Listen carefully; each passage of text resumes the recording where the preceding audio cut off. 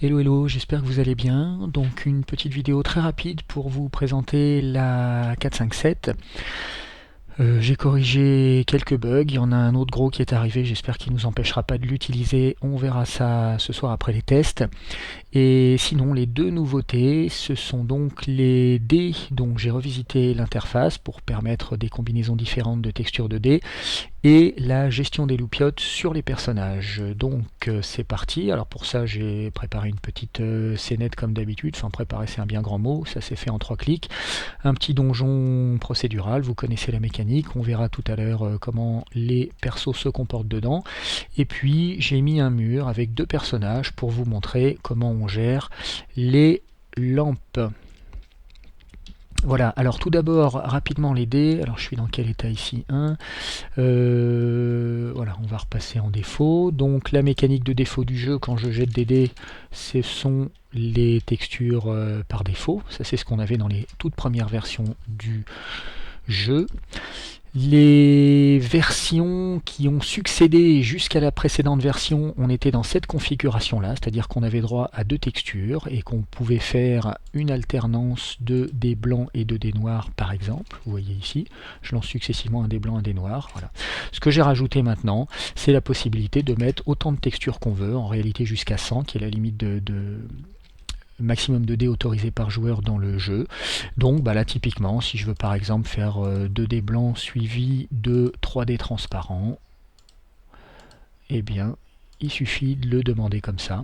Et vous voyez derrière que je lance 2 dés blancs suivis de 3 dés transparents, évidemment pour n'importe quelle combinaison de dés, si je veux des dés 20, 2 dés 20, etc. Et si je lance n'importe quel dé, ils arrivent toujours 2 blancs suivis de 3 transparents. Voilà, voilà. Donc tout simple, on va repasser sur 1 et on va laisser les dés transparents. Voilà, maintenant on jette plus que des dés transparents. Alors, les lampes, maintenant comment ça fonctionne? Si vous vous souvenez, quand on clique sur un personnage, on peut gérer sa lampe dans les propriétés du pion qui sont là. Et donc là, vous pouvez constater que j'ai rajouté une ligne ici dans la gestion de la lumière. Ligne qui permet de décider si la lumière va se situer dans la main droite du personnage, plus précisément dans l'objet que tient la main droite du personnage, ou au bout de l'objet qui tient la main gauche du personnage, ou sur l'axe vertical du personnage ou de l'objet.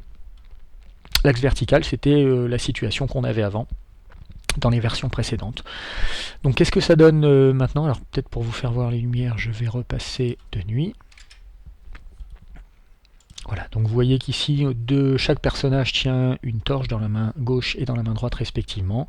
Lui, on va l'allumer, et la lumière va se faire depuis l'extrémité de sa torche. Vous voyez, donc vous voyez que en termes d'ombre, ça permet de faire des choses sympas.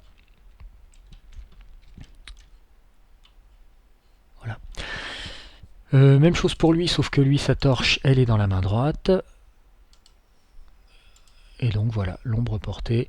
Alors, une autre chose intéressante, c'est que le bout de la lumière, la source de la lumière, se trouve bien autant que possible au bout de l'objet, donc là typiquement au bout de la torche.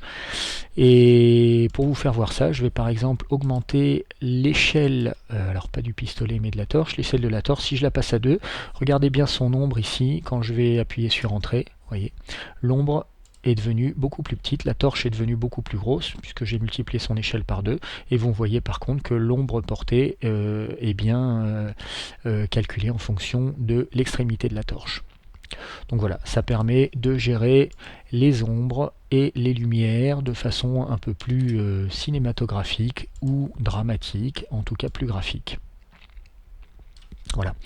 Alors qu'est-ce que ça donne en situation de donjon? J'ai mis 3 exemples ici. Donc le premier exemple, c'est une araignée qui est éclairée finalement exactement comme étaient éclairés tous les objets avant. Alors j'ai choisi évidemment une couleur verte, mais ça c'est pas une nouveauté dans les propriétés ici. J'ai choisi donc voilà, une couleur verte. On peut la mettre en rouge si vous préférez. Ça existait déjà. Par contre, vous voyez que la lumière est située sur son axe vertical. Alors j'ai oublié de parler, on va repartir sur une couleur plus claire pour que ça se voit bien. J'ai oublié de parler ici d'un petit onglet qui s'appelle Tuning, c'est peut-être pas un très bon choix. J'aurais peut-être dû appeler ça affinage ou réglage ou correction ou je sais pas encore, on verra bien, mais il faut que les mots soient courts. Enfin peu importe. Le tuning permet en fait de régler la distance de la lampe sur son axe. Donc ça sera valable sur les objets, sur les axes des objets quand ils seront tenus en main ou sur l'axe vertical. Donc là typiquement, vous voyez que si je descends la lampe, pour l'instant elle est un petit peu haut, si je la descends, eh bien vous voyez que l'ombre portée de l'araignée est un peu plus grosse, ce qui signifie que la lampe est plus près d'elle. Et si je la mets, je crois, de mémoire à moins 400, vous voyez que là, la lumière se situe carrément, quasiment à l'intérieur ou un petit peu en dessous de l'araignée. Donc ça fait des effets un peu terribles. Donc l'idée, c'est surtout qu'on peut corriger comme on a envie, et en particulier sur les objets. Typiquement, quand vous avez un lampadaire ou quelque chose, vous pouvez régler la hauteur de la lampe. Voilà, voilà. Le gadget suivant, alors ça c'est ça ici il n'y a rien de neuf, c'est un guerrier standard, c'est simplement pour vous montrer à quoi ça ressemble en situation réelle. Donc là voilà, il est dans un donjon, il se déplace dans le donjon, et vous pouvez voir qu'on peut tout à fait jouer avec les ombres pour mettre quelqu'un dans son dos, dissimuler, etc., etc. Donc si on veut jouer avec les ombres, maintenant on a quelque chose qui permet de le faire. Le dernier gadget, c'est celui-là. Vous voyez que le magicien ici, je lui ai donné, alors je vais vous faire voir vite fait sa configuration. Donc la lumière est évidemment allumée, elle est disposée dans l'objet qui est dans sa main droite, et dans sa main droite, je lui ai mis un bâton, et j'ai corrigé un petit peu, c'est ici, j'ai corrigé un petit peu la lumière pour la situer à l'intérieur du globe du bâton, et ce qui fait que ça donne l'impression que c'est vraiment le bâton qui illumine magiquement le donjon ici. Donc voilà, si je m'éloigne un petit peu, et vous voyez que les ombres sont calculées tout comme il faut. Voilà. Donc voilà, ça permet de faire quelques gadgets. Au-delà du gadget, ça permet aussi en termes de roleplay de commencer peut-être à jouer avec les ombres, la dissimulation, les attaques par surprise, etc. etc.